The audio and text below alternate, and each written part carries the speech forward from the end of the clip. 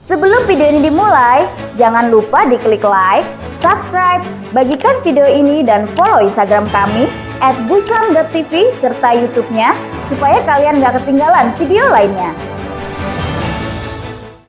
Part 2.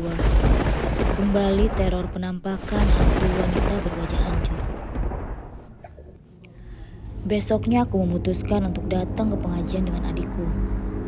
Hujan sejak tadi siang baru berhenti sekitar jam 4 dan kondisi becek akibat hujan serta sedikitnya yang mengikuti pengajian peninggalnya saudaraku. Mungkin dikarenakan hujan jadi orang di kampung jadi malas keluar. Aku pun disuruh budeku untuk mengantarkan sisa makanan untuk para warga yang gak datang. Aku pun gak bisa menolak. Adikku pun setia menunggu sampai aku selesai mengantarkan makanan. Setelah selesai sekitar jam 9-an, aku pun bersiap pulang. Kali ini aku gak mau kejadian apes kemarin terjadi lagi walaupun aku ditemanin adikku. Aku gak mungkin jalan lewat kampung soalnya jauh. Pasti becek. Aku ada motor buat ke situ, tapi jalan kaki lewat rel kereta api lebih cepat. Nanti aku ceritakan waktu aku lewat ke situ pakai motor di hari ketiga. Skip. Mulailah aku pamit untuk pulang. Aku pun bergegas untuk pulang dari kampung. Itu benar udah sepi. Dingin karena sore tadi hujan. Hanya suara jangkrik sama kodok aja yang meramaikan suasana.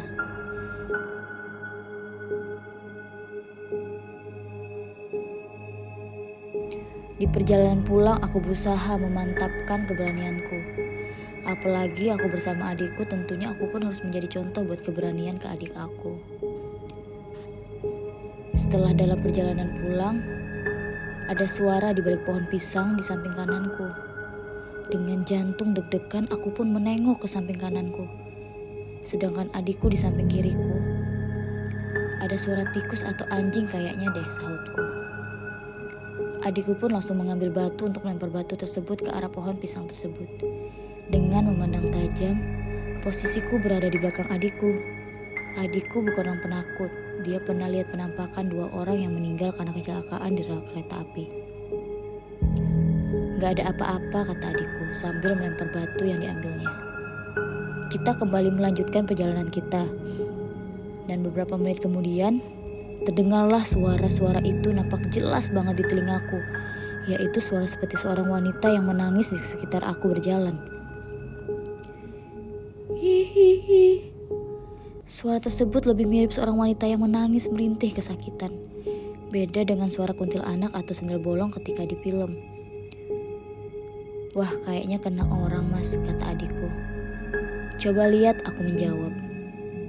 Mati aku kalau si wanita itu menampakkan wujudnya lagi dalam hatiku. Kemudian adikku pun menyalakan lampu flash dari HP-nya untuk memperjelas tempat dan siapa di balik suara yang menangis itu. Maka disenterlah tempat di mana suara itu berasal. Kemarin gak di situ deh aku lihat, tapi di samping kananku, bisik dalam hatiku. Setelah kita lihat asal suara tersebut, emang gak ada orang. Tapi adikku tetap aja penasaran di mana suara tersebut berasal. Kebetulan samping kanan dan kiri rel yang aku berjalan jauh dari rumah warga. Kalaupun dekat gak mungkin banget tuh suara kayak berada di sampingku dan adikku. Udahlah, lagian gak ada orangnya. Ayo pulang, ajak aku. Bentar mas, ada suara lagi, kata adikku, tapi aku gak mendengar suara tersebut. Sekarang kayak di samping kananku mas, saut adikku. Berarti tuh hantu si wanita yang kemarin mewujudkan penampakannya, bisik dalam hatiku. Tapi sekali lagi penampakan si wanita sengaja petak umpet dengan kita. Dicari pun gak ada. Untuk kedua kalinya, adik aku ambil batu buat lemparin ke tempat suara di mana berasal. Kali ini adik aku membawa 3 batu buat lemparin. Sedangkan aku yang membawa senter dari HP. Gak lama kemudian ada suara bel klakson kereta datang. Aku pun minggir ke samping kanan rel. Di mana tempat suara tersebut di samping kiri rel. Aku pun dengan tangan yang masih menggenggam batu yang diambil, sedangkan ku masih memegang HP adikku. Dengan melihat di sela-sela kereta berjalan, aku melihat sosok wanita itu di mana sama persis dengan penampakan sebelumnya.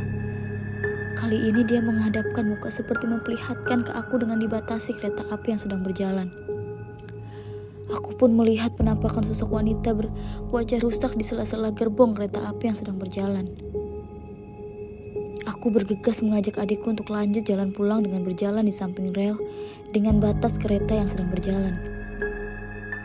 Sengaja aku menghindar dengan jalan kaki biar si wanita itu gak menampakkan dirinya lagi. Setidaknya dengan berjalan aku bisa menghindar dengan si wanita walaupun hanya 5 meteran. Selang kereta lewat, aku pun memutuskan untuk melangkahkan kakiku agak cepat tanpa menengok ke belakang. Pikirku gak mungkin ada kereta lagi karena baru aja lewat. Tapi tidak dengan adikku. Batu yang dipegang itu pun dilemparkan ke tempat di mana ke belakang pas di mana suara tersebut berasal. Persis di tempat yang aku lihat penampakan sosok wanita itu.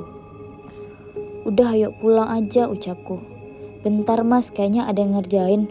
Batu pun dilempar. Suasana yang sepi dan dingin karena seharian hujan menambah nuansa serem di sekitar. Lampu flash HP kembali dipegang adikku. Dengan rasa penasaran, adikku pun kembali ke tempat di mana aku lihat tadi. Cuma penampakan si wanita itu sudah hilang. Aku dan adikku berdiri bersampingan tepat di atas pondasi samping rel kereta api, dengan mata menuju sekitar lampu penerangan dari lampu flash.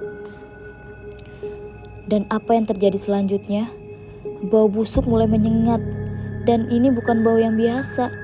Di sekitar rel emang sering banget mendapati bau aneh, bau sampah atau bau bangkai ayam, dan sebagainya.